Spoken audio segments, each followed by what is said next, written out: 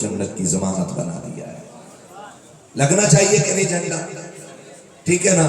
میرے امام نے کیا غلط کہا؟ اور تم پر میرے آقا کی عنایت میں صحیح. نجدیوں کلمہ پڑھانے کا بھی احسان ہے، اور کم سے کم اتنے ہی مان لیتے کہ حضور نے کلمہ پڑھایا ہے. باقی تو بے شمار نعمتیں میرے مصطفیٰ نے عطا کی، بے شمار احسانات ہیں حضور کے، لیکن حضور کے صدقے میں کلمہ نہیں لائے. کم سے کم کسی کی خوشی میں جھنڈا لگ جانا چاہیے. الیکشن آتا تو جھنڈا لگتے کہ نہیں؟ بولو لگتے. میرے بھائی پیچھے والے بول رہے کاش کیا ہی اچھا ہوتا یہ آگے بیٹھے ہوتے. ہاں ٹھیک ہے نا. لگتے ہیں الیکشن میں جھنڈے. زبان کو لیے اردو سمجھ رہے ہیں نا میری؟ جب نور مجسم صاحب کی شاعری سمجھ سکتے ہو آپ، اور مرزا غالب کی شاعری اگر آپ سمجھ سکتے ہو تو پھر میری اردو تو بہت آسان آ رہی ہوگی نا سمجھ میں. کیا کہہ رہا تھا؟ ہاں الیکشن میں جھنڈے لگاتے ہو؟ لگتے. ڈرو مت یار، کھل کے بولو. اے بیٹے، اے بچے ادھر دیکھ. اے ٹوپی والے، گھر کتنی دور ہے تمہارے یہاں سے؟ ہاں ذرا سی دیر لگے گھر بھیج دیں گے. باتیں نہ کرو. توجہ ہے سارے لوگوں؟ لگتے کہ نہیں جھنڈے؟ ہر بندہ اپنی پارٹی کا جھنڈا لگاتا ہے. کسی نے پنجہ لگا دیا. کیوں؟ تاکہ دور سے پتہ چل جائے کانگریس کا بندہ ہے. کسی نے اپنا جھنڈا لگایا، الگ الگ نشان کے الگ الگ جھنڈے، کہ یہ کس کا بندہ تھا؟ دیدی کا. یہ کس کا ہے؟ کہ راہل کا. کہ یہ کس کا؟ کہ مودی کا. یہ کس کا ہے؟ کہ مایاوتی کا. یہ جھنڈے بتاتے گئے کہ بندہ کس سے نسبت رکھتا ہے، اس کی رائے کس کے ساتھ ہے. تو پھر حضور کے نام کا جھنڈا کیوں نہیں لگا لیتے؟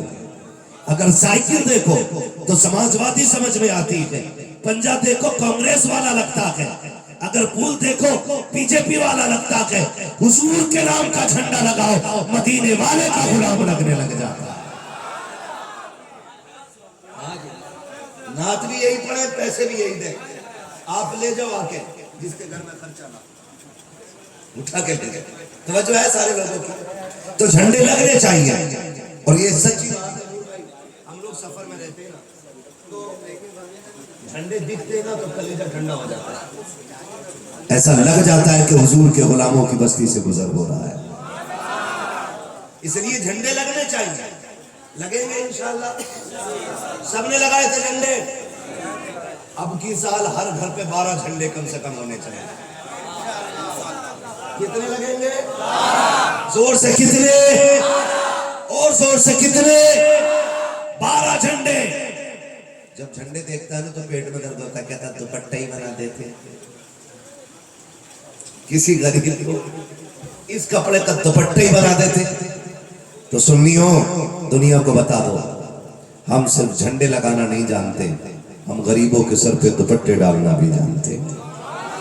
ابھی میں نے کہا تھا، ایک نے اعلان کیا 12ویں آ رہی ہے، کیا کرو گے لائٹ میں پیسہ لگا کے؟ غریبوں کے لیے کپڑے خرید کے ان کو بانٹ دینا.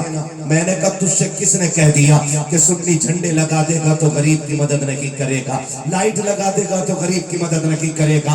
ہم تو کھل کے کہتے ہیں لسٹ بنا کے دے دے کن کو دوپٹے چاہیے، کن کو کھانا چاہیے. خدا کی قسم ہم بریلی والے ہیں، ہم جھنڈے بھی لگائیں گے اور غریب بیٹیوں کو دوپٹے بھی اڑا کے دکھائیں گے.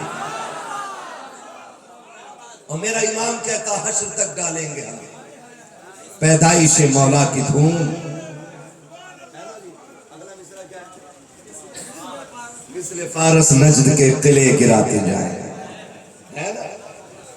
مثل فارس نجد کے قلعے گراتے جائیں. کتنے جھنڈے لگیں گے اب کے؟ بتاؤ کتنے؟ ہاں سلامت رہے. لگ رہا ہے محفل جاگ رہی ہے، اب دل کر رہا ہے میں بولوں. کتنے جھنڈے؟ 12 جھنڈے لگنے چاہیے. اور ایک ایک جھنڈا نہ حضور کے دشمنوں کے کلیجے پہ لگے گا. سبحان اللہ سبحان اللہ. ہاں لگے گا. تمہاری چھت پہ درد یہاں ہوتا ہے، یہاں ہوتا درد. جھنڈا کیوں لگایا؟ او بھائی جھنڈا ہمارا طریقہ نہیں، جھنڈا جبریل امین کا طریقہ ہے. तुझसे देखा ही नहीं जा रहा झंडे। और नबी की अम्मी सैयदा आमिना बयान फरमाती हैं कि जब मेरे जिस्म से नूर का ज़हूर हुआ, मैंने उस नूर की रोशनी में मुल्क शाम के महल्लात देखे, और कहते हैं उसी नूर की रोशनी में मैंने कुछ झंडे मशरिक में देखे, कुछ झंडे मगरिब में देखे, और वो सारे झंडे लहरा रहे थे। खुदा की कसम 1500 साल पूरे हो गए हैं आज 1500 साल पूरे हो गए हैं। नबी की अम्मी ने एक बार झंडे देखे हैं, हर साल सुन्नी मदीने वाले नाम का झंडा लगाया है। लगेंगे इंशाअल्लाह। और झंडे बटेंगे दुपट्टों की शक्ल में नहीं, झंडे झंडे ही रहेंगे और दुपट्टे हम अलग से लाके दे देंगे। तुम तो हमें लिस्ट बना के दो मौलवी जी, किसकी अम्मा पे दुपट्टा नहीं है, तुम अपने घर की लिस्ट बना के दो, दुपट्टे हम भिजवाएंगे। लेकिन ये सुन्नी दुपट्टे कम, झंडे कम, लाइट कम नहीं करेंगे। और हर साल ना 12वीं का जश्न बढ़ते ही जा रहा है, बढ़ते ही जा रहा है, बढ़ते ही जा रहा है। क्यों वरफाना लका जिक्रक, महबूब हमने तेरे लिए तेरे जिक्र को बुलंद किया। मालिक कितना बुलंद किया कि दुनिया घटती जाएगी, तेरा जिक्र बुलंद होता जाएगा। उनका जिक्र तो होता ही रहेगा, होता ही रहेगा। नसीब वाले जो हुजूर की विलादत का जिक्र कर रहे हैं, मुकद्दर वाले लोग हैं जिन्होंने उनकी आमद के नाम की महफिल सजा के रखी है। यकीन जाने हम एहसान मानते हुजूर का। हुजूर ना होते तो आज बेटियां घरों में नहीं होती, हुजूर ना होते आज घरों में बेटियों से रौनक नहीं होती। आज जिन बेटियों को कल कत्ल किया जाता था ना, महबूब ने उन बेटियों को इतनी इज्जत और वक़ार की दौलत अता की कि आज जो बंदा बेटी को रुखसत कर दे ना, फिर उससे पूछो क्या हाल है, छूटते ही कहता जब से बेटी गई है घर अच्छा नहीं लग रहा, जब से बेटी की शादी की है घर खाली हो गया है। क्या मसला है? इसी बेटी को बाप कत्ल करने पे फख्र महसूस करता था, इस बेटी को मारने पे बेटे बाप के माथे पे पसीना नहीं आता था, फख्र से कहता था 7 बेटियां कत्ल कर चुका हूँ, 4 बेटियां कत्ल कर चुका हूँ। मेरे हुजूर ने आके बेटियों को वो वक़ार अता किया कि जो बेटी को कत्ल करने पे फख्र करता था, आज 60 साल में ठेला लगा करके सफेद बालों वाला बंदा भी बेटी को इज्जत से रुखसत करने पे फख्र महसूस करता है।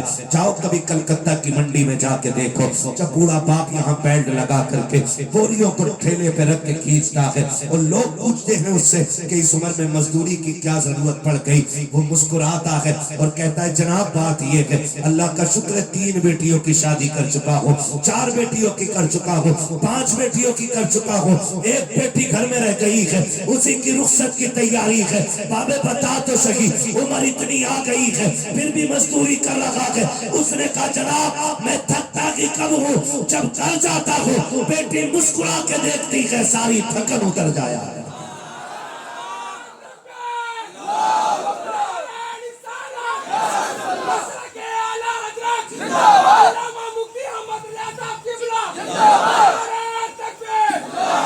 मेरे हुजूर ने कह दिया मेरी बेटी मेरे जिगर का टुकड़ा है। अल्लाह ने कितनी इज्जत बख्श दी, कितनी इज्जत है। मर्जी आपकी, बेटे सबके, मैं भी बेटा हूं आप भी बेटे, लेकिन याद रखिएगा बाप के लिए जो प्यार बेटी के सीने में होता वो बेटे के सीने में नहीं होता।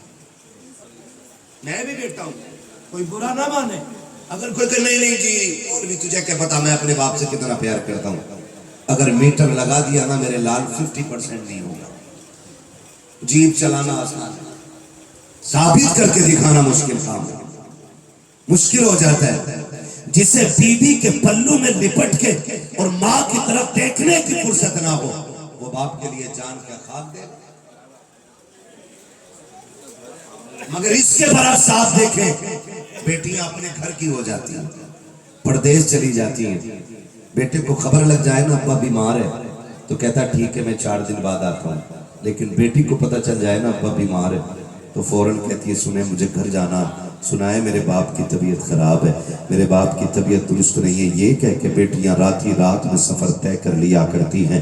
اس لیے میں کہتا ہوں تمہیں خدا کا واسطہ ہے، بیٹے مانگو تمہارا حق ہے، اس لیے کہ بیٹوں سے نسل چلتی ہے، بیٹوں سے گھر کے چراغ جلتے ہیں، بیٹوں سے نسلیں روشن ہوتی ہیں، بیٹوں سے پریوار کا نام چلتا ہے، بیٹوں سے خاندان چلتا ہے۔ حق ہے آپ کا بیٹے مانگو، لیکن جب کبھی بیٹوں کے لیے جھولی پھیلے تو رب کی بارگاہ میں روکے، بیٹیاں بھی مانگ لیا کرو، اس لیے کہ بیٹے جائیداد کے وارث ہوتے ہیں، بیٹیاں باپ کے پیار کی وارث ہوتی ہیں، بیٹے باپ کی جائیداد کے لیے جیتے ہیں، بیٹیاں باپ کے چہرے کے لیے جیتی ہیں، اور سنو بیٹے دعاؤں سے ملتے ہیں، بیٹیاں خدا نصیبوں سے عطا فرمایا۔ اللہ سلامت رکھے ماشاءاللہ، جلدی سے اللہ غالب بھائی کی شادی کرا، رشتہ تو ہو گیا ہے ہاں، اور خدا کرے کہ پہلا پھول جو ان کے آنگن میں کھلے وہ بیٹی ہو۔ بولو آمین۔ ہاں، اللہ سے بیٹیاں مانگا کرو، اللہ سے بیٹیاں مانگا کرو، اللہ نور بھائی کو بھی ایک بیٹی عطا کرے جو باپ کے لیے نور و نالا نور بنے۔ ہاں، بیٹیاں مانگا کرو اللہ سے، بیٹی بیٹی ہوتی ہے۔ ہاں،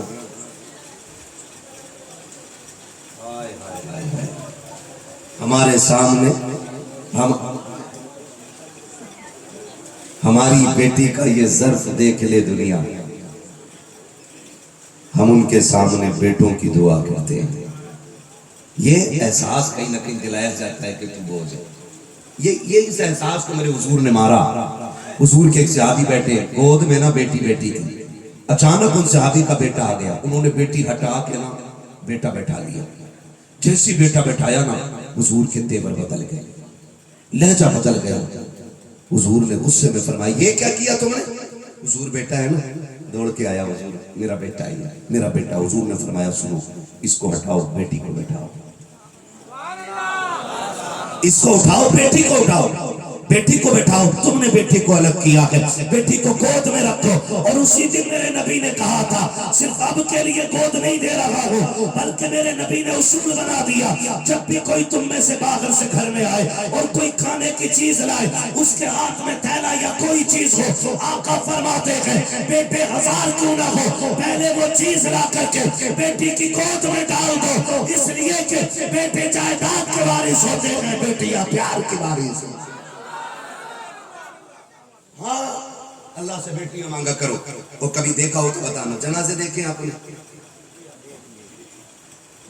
جنازہ سمجھ گیا میری بات؟ جنازہ آپ نے دیکھا ہے؟ آپ نے دیکھا ہوگا جب جنازہ اٹھتا ہے نا، جب جنازہ اٹھتا ہے تو پہلے انتقال اگر ہو جائے نا تو گھر میں کسی کے رونے کی آواز نہ آئے، بات صاف سمجھ میں آ جاتی ہے کہ بیٹی کوئی نہیں ہے۔ جہاں بیٹیاں ہوتی ہیں وہاں جنازوں پہ خاموشیاں نہیں ہوتی۔ اور یاد رکھیے گا، رات میں اگر جنازہ تنہا رکھا رہ جائے تب بھی سمجھ لینا بیٹی نہیں ہے۔ میں نے آج تک اپنی زندگی میں کوئی جنازہ ایسا نہیں دیکھا بیٹی ہو اور جنازے سے اٹھ گئی ہو، اور ایسے ہزاروں جنازے دیکھے بیٹا تھوڑی دیر رویا، باہر کرسی پہ جا کے بیٹھ گیا، مسالہ ڈالا، پان کھایا، اڑیا کھائی، بیٹھا رہا۔ لیکن بیٹیاں کبھی جنازوں سے نہیں اٹھتی، تجربہ کر کے دیکھنا، انہیں اٹھانا، بیٹی 12 گھنٹے ہو گئے بیٹھے ہوئے، بیٹی 14 گھنٹے ہو گئے، وہ کہتی نہیں بیٹھا رہنے دو، میرے باپ کا چہرہ تھوڑی دیر کا مہمان رہ گیا ہے، اب یہ نظر نہیں آنے والا ہے۔ بیٹیاں یہ کہہ کے جنازوں پہ بیٹھی رہ جاتی ہیں۔ میں نے تو یہاں تک دیکھا ہے، خدا کی قسم بڑا احسان کیا ہے میرے نبی نے، بیٹیاں ہماری گود میں ڈال کے بڑا احسان کیا ہے۔ جب جنازے اٹھتے ہیں نا صاحب، ہم نے دیکھا کہ بیٹیاں جنازوں کے ساتھ دوڑ جایا کرتی ہیں۔ آج بیٹی کا رشتہ دیکھو، خدا کی قسم سمجھ میں آتا ہے کتنی بڑی دولت بیٹیوں کی شکل میں ہمیں دی گئی ہے۔ جب جنازے کے ساتھ بیٹیاں دوڑ کے کہتی ہیں کس کے سہارے چھوڑ کے جا رہے ہو، ہمیں بھی لے چلو، باپ کے بغیر جینا اچھا نہیں لگتا ہے۔ یہ درد کس کے سینے میں ہوتا ہے مرنے والے کا، یہ پیار کس کے سینے میں ہوتا ہے۔ بیٹا رکو تو رکو پڑھ کے اپنی اپنے باپ کی قربانیوں کا حق ادا کر لیتا ہے، یہ سمجھتا ہے میں نے ایک پارہ پڑھ کے اپنے باپ کی قربانیوں کا حق ادا کر کر دیا کہ لیکن بیٹیوں کے رشتے کو سلام، بیٹیوں کی محبت کو سلام. اگر پوری زندگی جب جب یہ قرآن کھولتی ہے اس کے صفحات کو پلٹتی ہے انہیں قرآن کی لائنوں میں باپ کا چہرہ نظر آیا کرتا ہے، قرآن کے اوراق میں باپ کا پیار نظر آتا ہے. جب قرآن بند کرتی ہے چولی پھیلا کے کہتی ہے اللہ مجھے کچھ دے نہ دے، وہ جو قبرستان میں لیٹا ہے اس کے صدقے میں میرے اس باپ کو جنت عطا فرما دے. اپنے بیٹوں کو عالم بناتے ہو، بیٹیوں کو بھی قرآن دے دیا کرو، اس لیے کہ بیٹے مطلب بھر پڑتے ہیں اور بیٹیاں پیار بھر پڑتی ہیں. وہ خدا را بدلو. آج کا دور ایسا نہیں ہے. آج بیٹیاں جہیز کے لیے نہیں ماری جا رہی. بتاؤ آج بیٹیاں نہیں ماری جا رہی جہیز کے لیے. آج بچیوں کا قتل نہیں ہو رہا ہے. قتل 1500 سال پہلے بھی تھا اور آج بھی. فرق اتنا ہے پہلے پیدا ہونے کے بعد بیٹی ماری جاتی تھی، آج پیدا ہونے سے پہلے بیٹی مار دی جاتی ہے. بوجھ بن گئی بیٹی. کتنی بچیوں کے میں آپ کو ایسے میسج دکھاؤں جن بچیوں نے میسج میں لکھا دعا کرنا میرا گھر بس جائے. وجہ کہتی ہے 4 بیٹی ہو گئی، سسرال والوں نے بلانا بند کر دیا. 6 بیٹی آئیں شوہر بات نہیں کرتا ہے، کہتا نہیں تو نے میرے گھر کا چراغ بجھا دیا. خدا کا واسطہ دے کے کہتا ہوں کسی کی بیٹی کو اس لیے دھکا نہ دینا کہ اس کی گود میں بیٹا نہیں ہے. یہ تو رب کے فیصلے ہوتے ہیں. اللہ جسے چاہتا بیٹی عطا کرتا ہے، جسے چاہتا بیٹا عطا کرتا ہے، جسے چاہتا دونوں دے دیتا ہے، اور جسے نہیں چاہتا وہ کچھ نہیں دیتا. اس میں کسی کی بیٹی کا قصور کیا؟ کسی کی بیٹی کا قصور کیا؟ اللہ خالق بھی ہے، مالک بھی ہے، رزاق بھی ہے، اور ساتھ میں قہار و جبار بھی ہے. یاد رکھیے آج بھی بیٹیاں ماری جا رہی ہیں، آج بھی بیٹیاں بوجھ ہیں. آج بھی کہہ رہا تعویذ دے دو، بیٹیاں ہی بیٹیاں ہیں، بیٹیاں ہی بیٹیاں ہیں. تجھے نہیں پتا ہے بیٹے نعمت ہوتے ہیں، بیٹی خدا کی رحمت ہوتی ہے. نعمت کا حساب ہوگا اور رحمت کا کوئی حساب نہیں ہوگا. اور فرمایا گیا سنو 12ویں کا پیغام لے کر کے جاؤ. فرمایا گیا جس کے گھر میں برکت نہ ہو، رزق کی تنگی ہو گئی ہو، دسترخوان پہ لالے پڑ گئے ہو، فرمایا گیا 2 رکعت نماز حاجت پڑھ. گھر کے اندر بیٹی موجود ہے، بہن تو ہوگی، بہن اور پھوپھی بھی نہ ہو، کوئی تو عورت رشتے میں لگتی ہوگی. کہا اس کو آگے بیٹھا اور چولی پہنا کے کہ اللہ اس کے صدقے میں روزی عطا کر دے. فرمایا گیا ہاتھ نیچے بعد میں آئیں گے، اللہ عرشوں سے رزق کا انتظام پہلے فرما دے. ہم نے خدا سے زیادہ بھروسہ تعویذ پہ کیا ہے. خدا پہ اتنا بھروسہ نہیں جتنا مولوی کی ڈوری پہ بھروسہ ہے. پڑھتے ہیں ٹانگ کی. اس نے دے دیے 3-4 بونے، ایک الماری میں لگا، ایک دکان میں لگا، پھر دیکھ تجھے کتنی دولت ملتی ہے. وہ یاد رکھ اللہ راضی نہ ہو نا تو تعویذ نہیں پورا پیر لٹکا لو گے پھر بھی 1 روپیہ نہیں ملے گا. اللہ کو راضی کر لو بس تمہاری جھولی پھیلے گی. اللہ رزق کی برکتیں عطا فرما دے. کریں گے انشاءاللہ. حضور آئے، بہن بیٹی کا رشتہ ہمیں پتہ چلا. بیٹیاں میں آپ سے کہوں گا جتنے یہاں بیٹھے ہیں، میلاد والے کا واسطہ ہے، میلاد والے کا واسطہ ہے. سنیں کسی کی بیٹی کو طلاق نہ دینا. جو رواج ہو گیا ہے نا طلاق کا، کسی کی بیٹی کو طلاق نہ دینا. اس لیے کہ 7 بیٹیاں باپ پہ اتنی بوجھ نہیں ہوتی ہیں جتنا غالب بھائی ایک بیٹی کے ہاتھ میں طلاق کا کاغذ باپ کے کندھے کا بوجھ بن جاتا ہے. ہمارے پاس سب کچھ ہے، ہم انسان بھی 1 نمبر کے، معاشرے میں بھی ہماری عزت ہے، ہم زمیندار بھی ہیں، ہم پدان بھی ہیں، ہم حاجی بھی ہیں، نمازی بھی ہیں. اگر نہیں ہے نا تو حضور کا دیا ہوا اخلاق نہیں ہے. یہ سب سے بڑی کمی ہے. بات بات میں آ کے طلاق دینا، کسی کی بیٹی کو گھر سے نکال دینا، نکل میرے گھر سے نکل. نہ یہ تانے نہ دو. یہ تو احسان ہے آمینہ کے لال کا 12ویں کے چاند کا کہ اگر وہ نہ ہوتے، نکاح ان کی سنت نہ ہوتا تو کسی کی ماں نے دودھ نہیں پلایا تھا کسی کی بیٹی کو ہاتھ لگا دیتا. یہ تو 12ویں کے چاند کا صدقہ ہے جس نے تجھے دیکھا نہیں، جس نے تجھے جانا نہیں، 3 مرتبہ تو نے قبول قبول کہا، تیرے بستر پہ آ کے بیٹھ گئی، تو نے کہا چل تو چلنے لگی، تو نے کہا بیٹھ تو بیٹھنے لگ گئی، تو نے کہا لیٹ تو لیٹ گئی، تو نے کہا چپ تو چپ ہو گئی، تو نے کہا بول تو بولنے لگ گئی۔ مجھے بتا یہ پاور تجھے کس نے دی ہے، یہ رشتے کس نے ملائے ہیں؟ تو کہنا پڑے گا اپنی کچھ بھی اوقات نہیں تھی، یہ جو ساری شان و شوکت ملی ہے یہ 12ویں والے مصطفیٰ کے صدقے میں آتا ہے۔ اس لیے حضور کی دی ہوئی اس نعمت کا ناجائز فائدہ نہیں اٹھائیں گے انشاءاللہ۔ وعدہ کرتے ہیں انشاءاللہ، بولو آپ کی وجہ سے کسی باپ کی آنکھ میں آنسو نہیں آنے چاہیے۔ میں نے کیا بولا؟ آپ کی وجہ سے کسی باپ کی آنکھ میں آنسو نہیں آنے چاہیے۔ آپ کسی کی بیٹی کو ستاتے ہو نا تو باپ رونے لگتا ہے، اور جانتے ہو باپ بیٹی کا رشتہ اس سے بھی زیادہ گھنا ہوتا ہے۔ دیکھ رہے میری انگلیوں، اس سے بھی زیادہ باپ بیٹی کا رشتہ گھنا ہوتا ہے۔ اتنا گہرا رشتہ باپ بیٹی کا ہوتا ہے کہ بیٹی بہت خوش ہوتی ہے نا تو باپ پھر رونے لگ جاتا ہے، خوشی کے آنسو نکل آتے ہیں۔ باپ بیٹی کو غم میں دیکھتا ہے تو پھر رونے لگ جاتا ہے، اس لیے کہ باپ بیٹی کا غم برداشت نہیں کرتا ہے۔ آپ رشتے کو سمجھنا چاہتے ہو نا تو میں ایک بات بتا کے بات ختم کروں۔ حضور کے بڑے بڑے دشمنوں کے نام آپ پڑھیں، حضور کے بڑے بڑے دشمنوں میں ابو سفیان کا بھی نام ہے، ابو جہل، عتبہ، شیبہ، ابو لہب، عتیبہ، یہ سارے حضور کے بڑے دشمنوں میں نام آتا ہے ان کا۔ لیکن جانتے ہو حضور کے کسی بڑے دشمن کو دین کی دولت نہیں ملی سوائے ابو سفیان کے۔ آپ تاریخ پڑھ لیں، حضرت ابو سفیان کے علاوہ حضور کے کسی دشمن کو بھی حضور کا دین نہیں دیا گیا، ملا ہی نہیں، اسے کلمے کی توفیق ہی نہیں سوائے ابو سفیان کے۔ مفسرین لکھتے کہ ابو سفیان یہ کیوں ایمان لے کر کے آئے؟ جب اس کی وجہ کی تہ میں گئے نا ایمان سے کلیجہ ٹھنڈا ہو جائے گا۔ بولے ذرا سبحان اللہ۔ پتہ لگایا گیا کہ ابو سفیان ہی کو ایمان کی دولت کیوں ملی، تو سنے بیٹی کیا ہوتی ہے۔ حضرت سیدہ طیبہ طاہرہ خاتون جنت سیدہ فاطمہ زہرا رضی اللہ تعالیٰ عنہ چھوٹی ہیں، گلی سے گزر رہی ہے مکے کی۔ جب ایک گلی سے گزری نا تو آپ نے نا گزرتے ہوئے دیکھا ابو جہل حضور کی برائی کر رہا تھا، اور بیٹیاں کبھی باپ کی برائی برداشت بیٹیاں کبھی باپ کی برائی برداشت نہیں کرتی ہیں۔ اور یاد رکھیے گا اگر گھر میں سکون چاہتے ہو نا تو کبھی بیوی کے باپ کو اور اس کے بھائی کو کسی چیز کا تانا یا گالی نہ دے،